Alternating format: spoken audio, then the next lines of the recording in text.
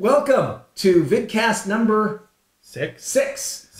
I'm Richard Bliss, the game whisperer and host of Funding the Dream. And this is Aldo from Impressions. I should talk a little louder. I was a little quiet there. We should be excited because it's the holiday season. Woohoo!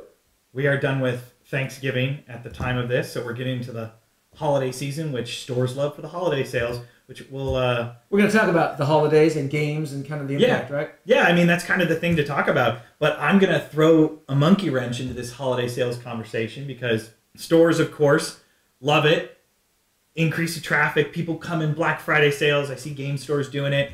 But overall, in my experience, I've found that holiday sales are not that big of a deal in the hobby game industry. Especially for the hardcore gamer games. And we're talking about these type. We're not talking, right? We're talking about Settlers of Catan. Does that fall under Settlers of Catan, or is that marginal? It's big. But we're talking about apples to apples, wits and wagers. You know, the more those games that are more family, more broad. I don't want to say the word gateway game because then you'll get all upset. You know, but the games that are more popular or even cross over into the mass market, they tend to be the ones that aren't affected by that. But the hardcore, like in the 4-hour strategy, you know, building resource management game, blah blah blah. So why is that? Because I got to believe your clients are saying, Aldo, what? Oh yeah, everybody's on the phone with me going, Aldo, is this going to get in before the holidays? Is it going to be in stores for Christmas? I don't know. I've just found that I think it's a personality thing. I mean, guys don't go into the game store and say, hey, Richard, gosh, Richard's really going to like Tahiti. I'm going to get that for Richard for Christmas. Gamers don't really do that, at least in my experience. Sure, there's the mom that drops into the store, but the mom's not going to buy, you know, the game with the alien and the explosion and the dragon on it. She's going to buy the apples to apples, the Settlers of Catan, the ones that the game stores say, hey, here's an easy game for you to learn. So that's just the trend I found. Most big sales are around the big releases like a Gen Con. Really? You know, so like those are the Christmases, Gen Cons, the Origins, those type of things. That's what I feel. I mean, and most of the kids that are in school, they're out of school too. So they want something to do during the summer. Got it. When I was in the video game industry, that was the opposite though, because they said in the video game industry, the kids are out of school, so they're actually on vacation with the family. And I never understood that. And so video game sales were always like down, and there were not releases because mom and dad are like, hey, stop playing that game. Yeah, we're going out. We're going on a trip. We're going to Disneyland. Yeah. Interesting. Yeah. So if you're watching and you've got a video, not a video game, you got a board game, and you're thinking, I got to get this out into the market. When do I release it? You're saying, not at the holidays. Yeah, around the convention season in the summer. Origins, Gen Con, June, July, August. Yeah. That's the time to grab. That's the time. I mean, it's pretty crowded, but still, I think people are more apt to be spending because they're playing. Because not everybody's going on vacation like everybody thinks. You know, gamers like to stay in and play just as... And what's interesting is this is the exact opposite of the Kickstarter phenomenon. Because on Kickstarter, well, not exact opposite, but on Kickstarter, historical data tends to say that during the holiday season when people are spending money, they have room on their credit card to buy stuff. For now. Pledging to a Kickstarter project psychologically says, I just bought something. And maybe I bought it for myself, or maybe I'm buying it for a friend. It doesn't matter. They bought it. Well, and then I hear all the time, well, what happens if the project doesn't ship till May? That's not what's going on in their head. The idea is they have purchased something, and the emotional satisfaction of that purchase resonates with them. In May, they get another emotional satisfaction when the game actually shows up, if it shows up in May. Well, the good follow-up to what to my points about December is January becomes a good month usually. Oh, interesting. Which is a terrible month on Kickstarter. And it's a terrible month usually in retail because they're dealing with returns. Sure, they're having blowout sales, things that didn't sell during Christmas, but for the most part, the retailers are getting the people who return stuff that the parents gave them that they don't like, or the grandparents. They're using their money that they were just given. You know, grandma gives you $40 for Christmas, whatever. That they're going in the game store and going, I'm getting what I want now. You know, they're not. Yeah, I have never bought a game for a friend of mine for Christmas. Maybe that makes me a terrible person, but all my gamer friends, like, I would get them a DVD or, you know, take them out to dinner, or, you know, but not whatever. I would never ever just say, oh, I got you the game that, you know, we love and now we can play together. I guess I kind of thought I would like to give them a gift for themselves versus a gift saying, here's the gift, open it up and let's play. I don't know. I mean, it would be really interesting to do a whole episode on just gift giving of games. But it does happen. Don't think that it doesn't happen. But I can't see somebody walking in and buying Magic cards for their friend and say, "Merry Christmas, here's a Magic card." I mean, I don't know. That's just me. Maybe a single. I don't know. All right, okay. But that's the quick going on in the industry as we get to our weather getting colder and colder. But we've got a small amount of games right now going out. I am going to say that one thing we don't have. There was another Goodman Games Dungeon Crawl Classics release. No offense, I don't want to choke you guys with that. We did a lot talking about the demos and the stuff he's giving away for stores. But let's just look really quick on these two items from Lamentations of the Flame Princess. Let me say that again. Lamentations of the Flame Princess is the name of this company. It's also the name of the game. Now, I've got this box, which is the core set that's been out for a while, and hopefully we can see it on this side video over here that we're doing. Okay. But it is mature. It is explicit content 18 plus. When we say adult game, yeah, the term adult, it's more the art. It's more it's the art. I mean, yeah, it's more the art for it. But the box comes with a lot for the base set. But those are just adventure books. Those are just brand new for these. The irony about this was, I thought got nice color in it. Oh yeah, they do great production. Definitely, the company's from Finland actually, and they're imported from Europe and brought over to us. But one of the funny things is, I thought it was just going to be one of those role-playing games that I just sold a few of. Yeah, I guess that mature content kind of attracts sales for people because. Oh, really? Let's put this over here. But again, that has a lot. If you want to just open it up real quick. Sure, let's take a quick look. I mean, it's actually $45, but that's the base set it's heavy for the new releases. But it comes with a lot. It does. So some interesting artwork that you don't want to be sharing with your young daughters. Yeah, I haven't gone through every page, so I don't know. Okay. But so it looks like an adventure module. We've got... yeah, there's core rules. There's little nice accessory products. Some nice character sheets inside. Heavy quality. Yeah.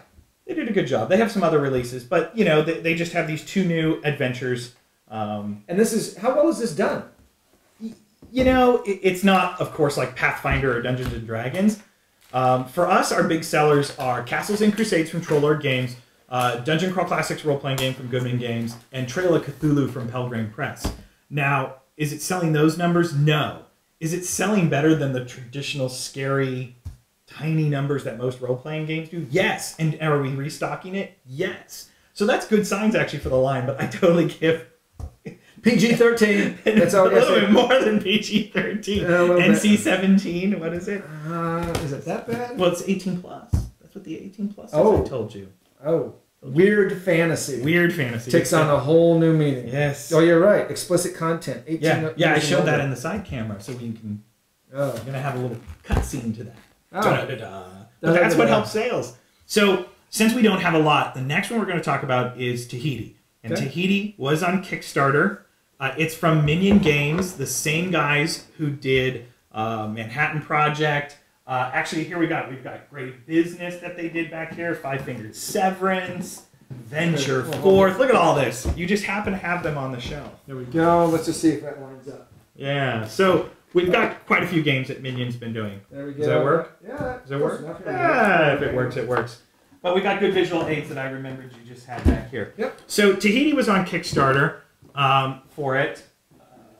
And I would say let's do an unboxing. Okay. We've got some time. Let's go through. Tell you what, let's pull in a different camera so you can actually do it right here in front of you. You can do the unboxing. Okay. We'll pull this. You're going to set me up here. That's pretty cool. Thanks. Yeah. We'll keep that right there. So, yeah, I mean, I think what Minion has definitely done is learned a lot. They had a lot of big boxes with these previous games and had quite a bit of air, and the price was a little much sometimes for what you got. Though one of their games, Kingdom of Solomon, is one of my favorite. You do like to bring it with you when we have I do like it. So traditional tracking charts, lots of chipboard. Now these are the hex spaces that you build. The object of the game is, or the point of the game is, you're on the island of Tahiti, and you have to leave the island because you need resources. Not leave permanently, but send your boats out. So you're sending your boats out to these other islands to go get resources and bring them back. So obviously you can see that's what the game is built on. It kind of reminded me a little of Puerto Rico, but it doesn't have the jobs. But you're going out there, you're collecting resources. Okay, and these all punch out. They all punch out. Oh, we can punch them out anytime, but you can see the resources on there. I mean, lots. You're getting a lot. This is $34.99. This is the beauty. This is what I was saying about Minion. They did a good job with this. They compacted the game down, $35, made it fit, and you got this beautiful bag. A Tahiti bag. It's a little bag for your tokens. And then they have the traditional little markers for everything. And then I believe that, oh, that's the first player marker. So yeah, so this is an unboxing for it. Hopefully we can get a chance to play it. But resource management, going out and getting your things, keeping track. And basically, there's a little bit on Tahiti. Okay. So how many players? How many players? I believe it's 2 to 6. 2 to 4. 2 to 4. 2 to 4. But again, for $35, I think they did a good job of it. So that's it for products. Okay. Short and sweet. Short and sweet. Now, one of the things that people like that we do every other vidcast is the top sellers for the month for impressions. Now, I don't have the top sellers here because the numbers were quite interesting because we've done, oh, hey, here's Red Dragon Inn, here's Cutthroat Caverns, here's the new Cutthroat Caverns, blah, blah, blah. All the top sellers for November were all restocks. They weren't new games that were released for that month. They were games that were reprints that came back into print. So Red Dragon Inns, Cutthroat Cavern releases, is that because, and Manhattan projects. Are we seeing similar to when you have a weekend in the movies where a week movie came out and so nothing was actually released that was interesting, so everybody went to see what had been out for a while? Or is this actually a trend where, like the movie industry, where the new stuff that's old stuff is what's actually safe, that people are being attracted to? That's the word, safe. And, I mean, no offense to retailers. I mean, of course, you want to make your money. But that's what it comes down to. They would rather say, oh, well, I know I've sold X amount of Manhattan Project or Red Dragon Inn or Cutthroat Caverns every month. I know I can use my money for that and make it back within a month or a week or whatever that number is.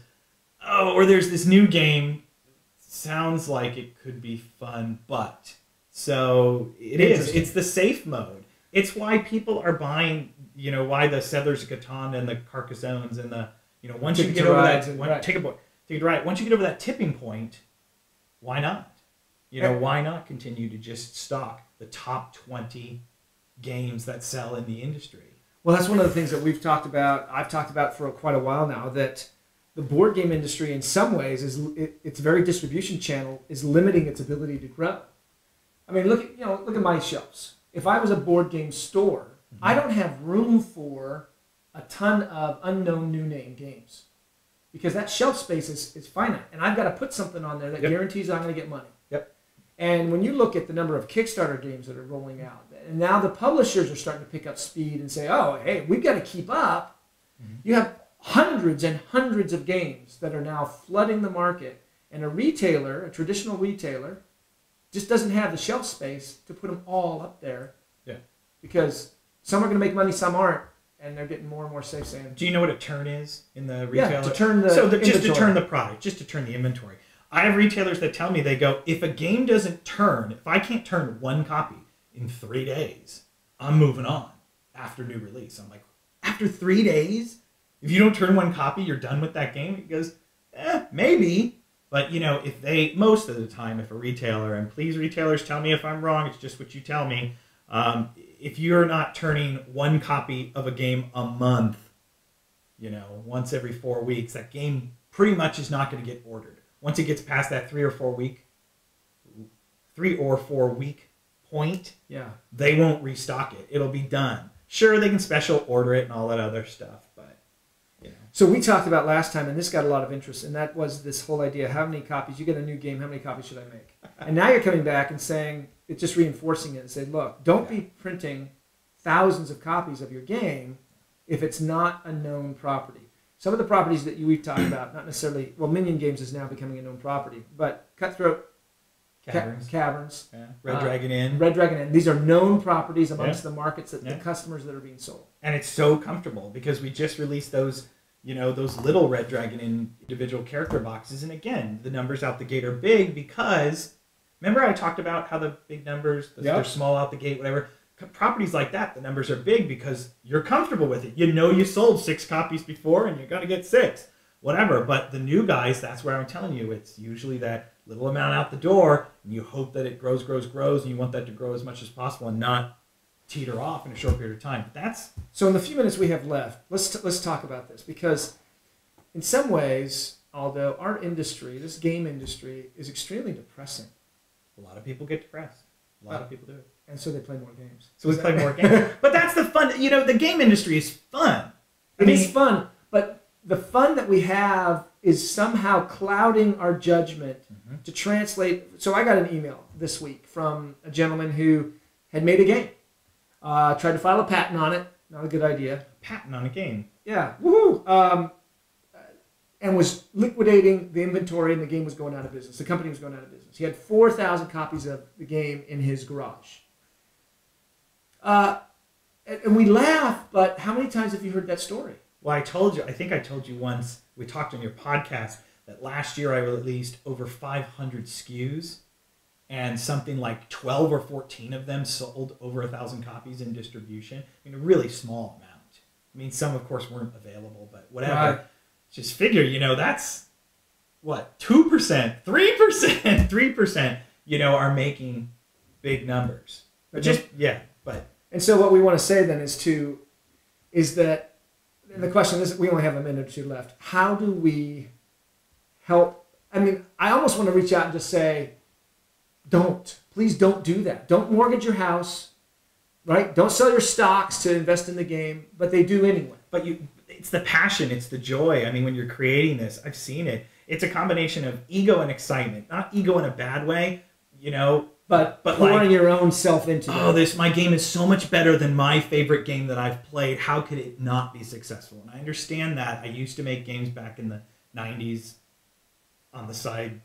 Did my thing. How'd that work out? I tried to go full-time for 1 month. Then I stopped going full-time. Don't do that. Okay. So don't quit your day job. Very quickly. So, but yeah, I mean, I understand the passion, excitement, and I love that. And that's what this industry is all about, having fun. So let's be careful. I'm going to use the analogy. Let's use an analogy as we wrap up. If you're going to get into the board game industry, think about it like baseball.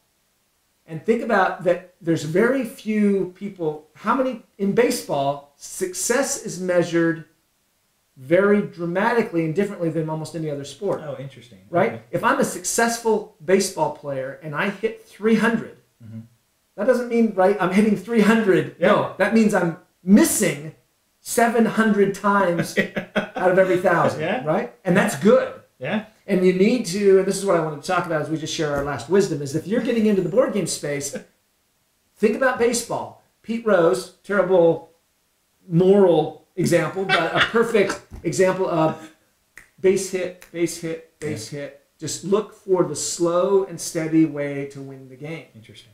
Right? I like the baseball analogy. I do, because, like you said, the success is a low number. Don't go for the home run. Well, some people are going to argue with us about it, but I got to tell you, I'm a statistics guy. I see the numbers. I've told you, so few hit those numbers. You can always go back to print. We said it in the last episode. You can always go back to print. So we are passionate about games, and we want you to be passionate about games. So what we're asking is that show restraint, show patience, show a little bit of self-discipline, and we think there can be success. I mean, these are examples of success. Slow and steady. Slow and steady. Slow and steady. Slow and steady. Well, happy holidays. We hope that you guys enjoy the holidays, play some games. We will be back in a couple of weeks. Yeah, definitely. But we kept it kind of quick and to the point so that we could show you a little bit of the games and talk about the industry. Yeah. Oh, and Tahiti, I'm going to start putting that in the demo kit.